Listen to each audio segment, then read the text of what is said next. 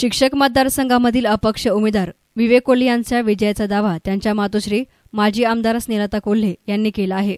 माजी आमदार स्नेहलता कोल्हे यांनी राहता येथील मतदान केंद्रास भेट दिली असता त्यांनी प्रसारमाध्यमांशी संवाद साधताना विवेक कोल्हे यांचा विजय निश्चित आहे। शिक्षक मतदारसंघामध्ये महाविकास आघाडी आणि महायुती यांच्यामध्ये लढत असली तरी अपक्ष उमेदवार विवेक कोल्हे यांना सर्व स्तरातून पाठिंबा मिळत असल्यामुळे त्यांचा विजय निश्चित आहे असा दावा केला आहे। राहता तहसील येथे होत असलेल्या शिक्षक मतदान प्रक्रिया अतिशय संथ गतीने होत असल्यामुळे मतदानासाठी मतदारांच्या मोठ्या प्रमाणात रांगा लागल्या होत्या। त्यामुळे मतदानासाठी आलेल्या मतदारांना मोठ्या प्रमाणात मनस्ताप सहन करावा लागला। सकाळी 7 ते 12 या 2 तासांपर्यंत 5 जिल्ह्यांमधील एकूण 23.16% मतदान झाले होते, तर अहमदनगर जिल्ह्यात 19.51% मतदान झाले आहे। नाशिक शिक्षक विभागाचं मतदान होत आहे। उमेदवारी विवेक भैया कोल्हे करत आहे आणि प्रतिस्पर्धी उमेदवारांच्याबद्दल आम्ही सांगायची गरज नाही। त्यांचे सगळे मुक्ताफळे काय शिक्षकांबद्दल उधळली ती आपण बघितलेली आहे लोणीच्या प्रोग्राममध्ये मुख्यमंत्र्यांसमोर। त्यामुळे शिक्षक वर्गामध्ये एक प्रकारची प्रचंड नाराजी आहे की कुठेतरी शिक्षकांचं मुख्यमंत्र्यांनी जर काही कामं केली तर ते आयुष्यभर गुलाम राहतील।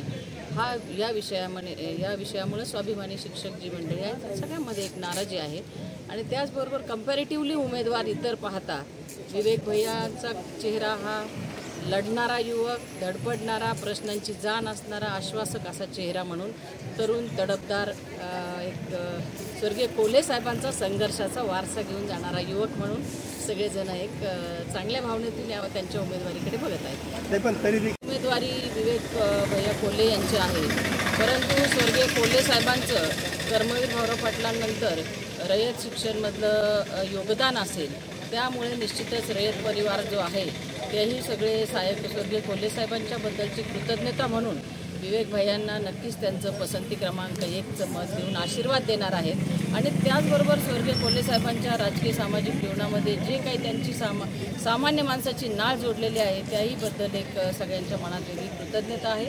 म्हणून विवेक भैयांना निश्चितच अपक्षाऐवजी आज असं चित्र आहे संपूर्ण 5ही जिल्ह्यांमध्ये की सर्वपक्षीय उमेदवार अशी विवेक भैयांची परिस्थिती आहे। विवेक भैयांच्या चेहऱ्याकडे बघून एक आश्वासक चेहरा, तरुण लढणारा युवक,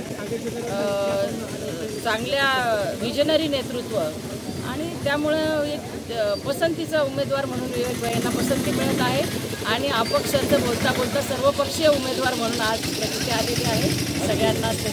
त्यामुळं महायुती किंवा महाआघाडी असा विचार न होता हा सगळा सुशिक्षित वर्ग आहे।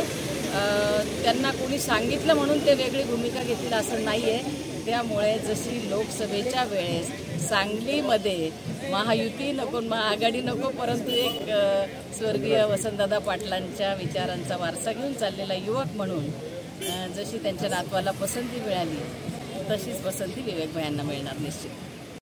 एसनान मीडियासाठी प्रतिनिधी संदीप वावळ, राहता।